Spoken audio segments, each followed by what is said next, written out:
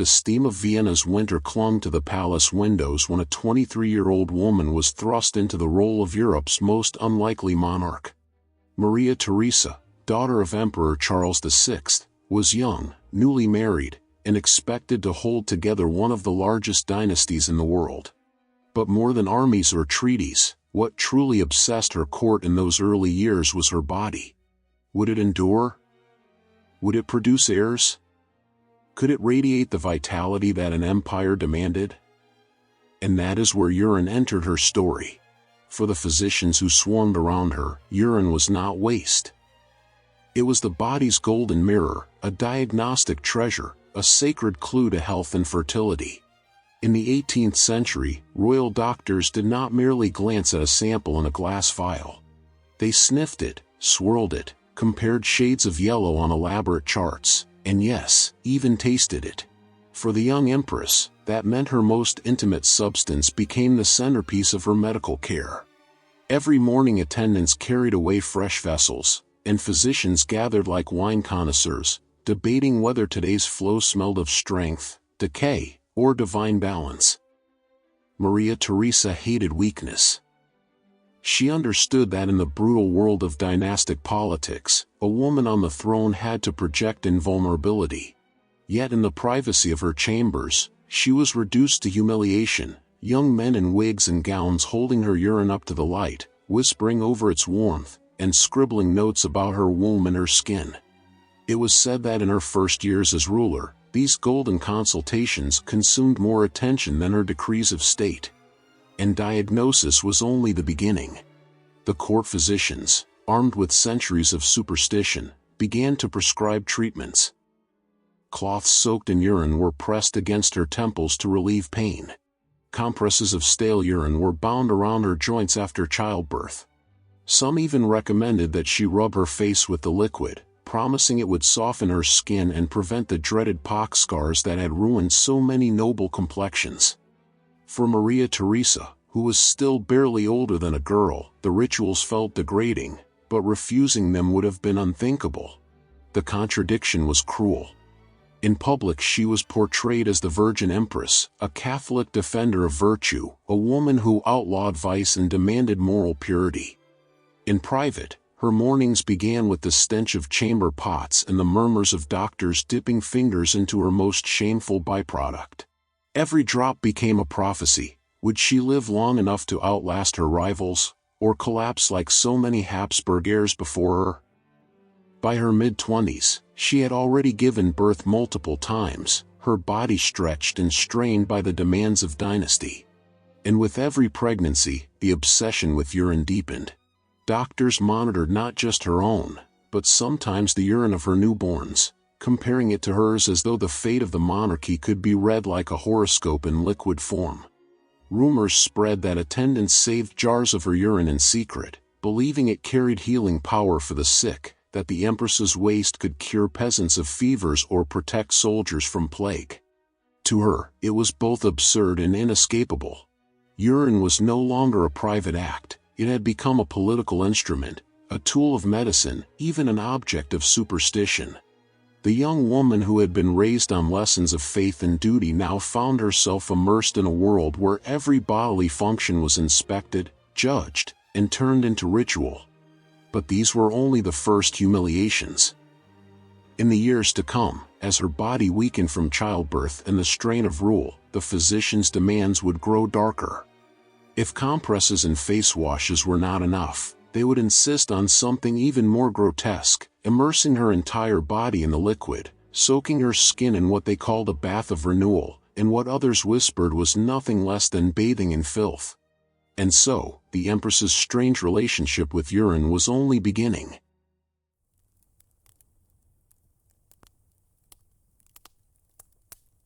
By her late 20s, Maria Theresa was no longer the nervous young bride on a shaky throne. She was the Empress of Austria, the mother of a growing brood, and the beating heart of the Habsburg dynasty. But behind the grandeur of portraits and ceremonies, her body was being consumed by relentless pregnancies. Year after year, she bore children, a cycle of exhaustion, fever, and recovery that drained even the strongest of women. For her physicians, It was an endless battle to keep her alive, fertile, and radiant. And their solution was one of the most repulsive rituals imaginable: bathing in urine. The practice was hardly new. Across Europe, quacks and healers preached the virtues of urine therapy. They claimed that the liquid, warm to body temperature, could draw out sickness and replenish lost energy. But in Vienna, the stakes were higher. This was not the body of a peasant woman. This was the body of an empress, the vessel of empire itself. And so, the ritual took on a grotesque solemnity. It began with heated tubs prepared in secret chambers. Servants carried in buckets, some filled with her own urine, others gathered from attendants deemed especially healthy. The mixture was poured until the bath steamed with a sour, acrid stench that clung to the marble walls. Then the empress herself was lowered into it, her skin prickling against the heat, her stomach still tender from childbirth. Doctors murmured that every pore of her body was drinking in the essence of vitality. Witnesses whispered that she endured these sessions for hours.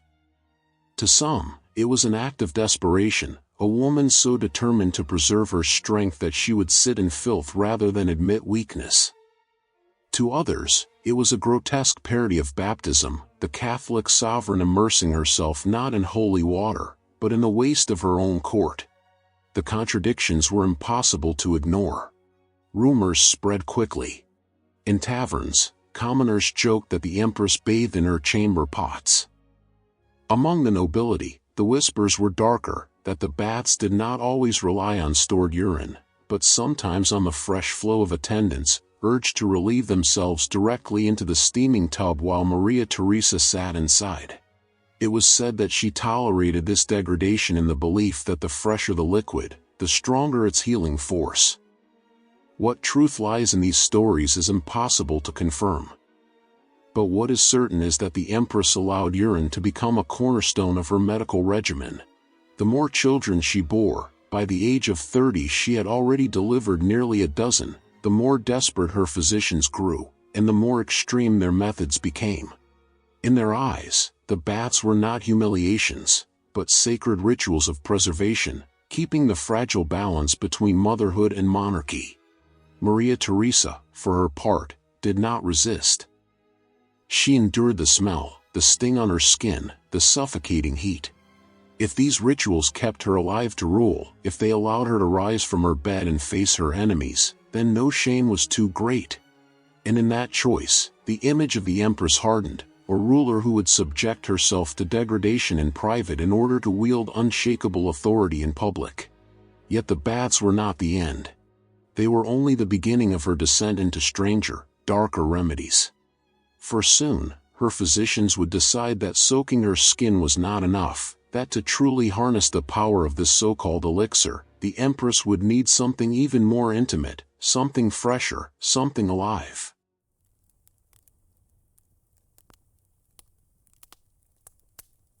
By the time Maria Theresa reached her mid-30s, she had carried the empire through wars, alliances, and a relentless flood of childbirths. Her body, once youthful and resilient, now bore the marks of strain, swollen joints, aching muscles, and the deep exhaustion that followed each pregnancy. For her physicians, the urine baths were no longer enough. If the golden liquid could heal, then surely its power was strongest when it flowed fresh, straight from the body. And so began one of the most grotesque chapters of her private life. Whispers told of secluded chambers deep within the palace, where the empress was seated naked in a steaming tub. Around her, attendants stood in silence, chosen not for their nobility but for their supposed health and vigor.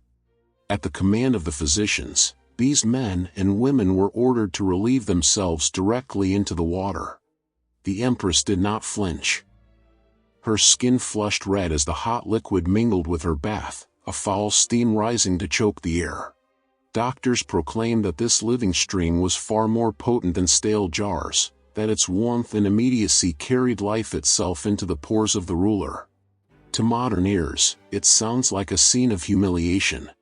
But in the medical imagination of the 18th century, it was cutting-edge therapy. They believed that diseases could be washed away if the patient absorbed the vitality of another's body fluid. For Maria Theresa, it was not degradation but sacrifice. She endured what no noblewoman would ever dare, because her throne demanded it. The secrecy was absolute. No official records describe these rituals, only whispers in diaries, rumors among servants, and scandalous tales carried by foreign envoys. To the Catholic world, she was a pious sovereign, mother of the faithful, defender of virtue. To those who caught the stench of her private chambers, she was something else entirely, a woman baptized not in holy water but in waste, convinced that filth was the key to survival. The more her body weakened, the more desperate the remedies became. Some stories claim that physicians instructed her attendants to urinate directly onto her body, not just into the bathwater, a living fountain to wash her skin with warmth and vigor. The act was framed not as humiliation but as medicine, a ritual of healing in which the Empress's flesh drank the essence of youth from others. Whether she believed fully or merely submitted to her doctors, no one could say. But she continued, year after year, convinced that her survival depended on it. And yet, every secret leaves traces. Court whispers trickled out, and by the 1760s, Vienna buzzed with scandal. Did the Empress really sit in tubs while her servants relieved themselves over her? Did the most powerful woman in Europe, who outlawed vice and punished immorality, secretly submit to rituals too filthy to imagine? No one could prove it, and that uncertainty only deepened the legend. But if bathing in the living stream was not enough, the physicians soon turned inward. If the skin could absorb life through filth, why not the stomach? Why not the veins? And so Maria Theresa's journey into the grotesque pushed even further, toward remedies that demanded she not only bathe in urine but consume it.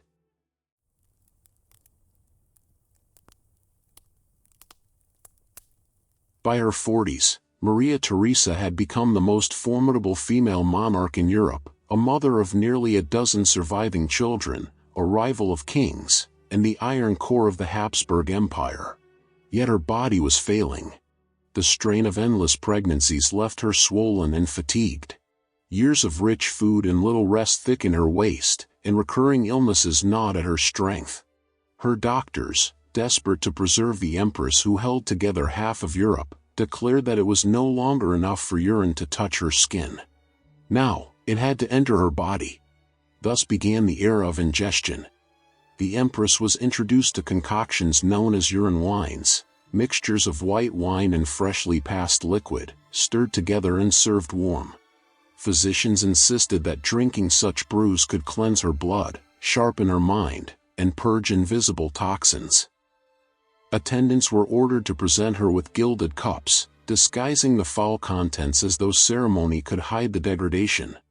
She raised the vessel to her lips, swallowed, and prayed that the bitterness in her mouth was the taste of survival. But it did not end with wine. Milder treatments gave way to stronger ones. Doctors prepared ointments from concentrated urine, rubbed into her skin to fight rashes and sores. Some recipes called for the liquid to be boiled down until it thickened into a paste, which was then applied to her temples for headaches or spread across her abdomen to ease cramps. The stench was unbearable, yet the rituals continued. For the physicians of the day, urine was not waste, it was distilled medicine, the very essence of vitality. Gossip around Vienna grew poisonous. Servants whispered that the Empress drank the urine of the young, believing it carried their vigor into her veins.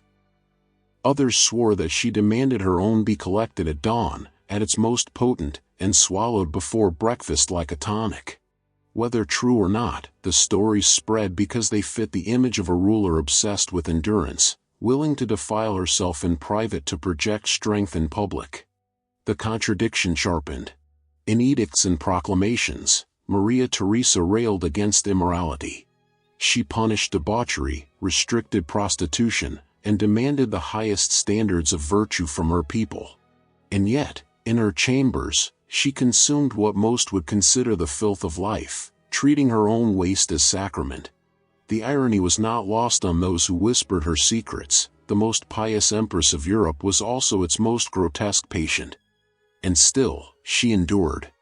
Each foul cup swallowed, each ointment smeared across her flesh, was another battle in her war against decline. She would not let her enemies see her falter. She would not surrender the empire her father had left her. But Urine, no matter how revered by her physicians, could not halt the march of time. By her 60s, Maria Theresa's health collapsed. The golden elixir that once promised renewal became a symbol of desperation. And as her final years approached, the rituals only grew stranger, until her legacy itself became inseparable from the stench of her most secret medicine.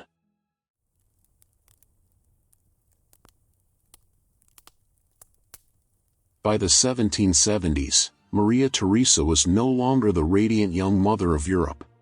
She was an aging empress, heavy with the weight of 60 years, her body crippled by gout, obesity, and grief from losing children and her beloved husband. Yet even as illness spread through her frame, she clung to the rituals that had marked her private life for decades. The urine that once promised strength now became her last desperate anchor. Her physicians did not stop. They doubled down. Baths were heated hotter, compresses applied thicker, and tonics brewed stronger. Some claimed she demanded urine from her youngest attendants, believing the vigor of youth could flow into her failing body. Others whispered that she continued to drink her own each morning, a bitter sacrament meant to buy her one more day of authority. The palace reeked of incense to mask the stench, but behind those curtains, the rituals persisted. The contradiction was sharper than ever. Publicly, she was still the moral guardian of her empire, issuing decrees against vice and urging her subjects toward piety. Privately, she submitted herself to acts most peasants would recoil from. This duality fascinated her contemporaries. Was she a hypocrite, or was she simply ruthless enough to embrace any horror if it promised survival? By 1780, her body had given out. Struggling to breathe, crippled by fluid in her lungs, she spent her final months in near constant pain. The urine therapies no longer disguised her decline. Her once formidable presence shrank into a withered figure, confined to her bed. And yet, even then, stories claimed she did not abandon the golden elixir. Attendants whispered of chamber pots carried not away to be discarded, but back to her bedside as part of her final treatments. Whether those tales are truth or legend hardly matters, they became part of her myth. When Maria Theresa died, Europe mourned the passing of one of its greatest rulers. She had defended her throne against Prussia, reformed her empire, and left behind 16 children who would dominate the courts of Europe for a generation. But among the mourning bells and solemn processions, another legacy lingered in whispers, that the most powerful woman of the 18th century had spent her life immersed in filth, convinced that urine was the key to her endurance. And that is why Maria Theresa remains not only a symbol of dynastic power but also of grotesque obsession. Her life shows the desperate extremes to which rulers would go in an age before modern medicine, when superstition and science blurred, and when the body of a monarch was treated as the very body of the state. She fought wars with armies, but she fought death with urine, and that final battle, foul and humiliating as it was, is what secured her a place in history's darkest curiosities.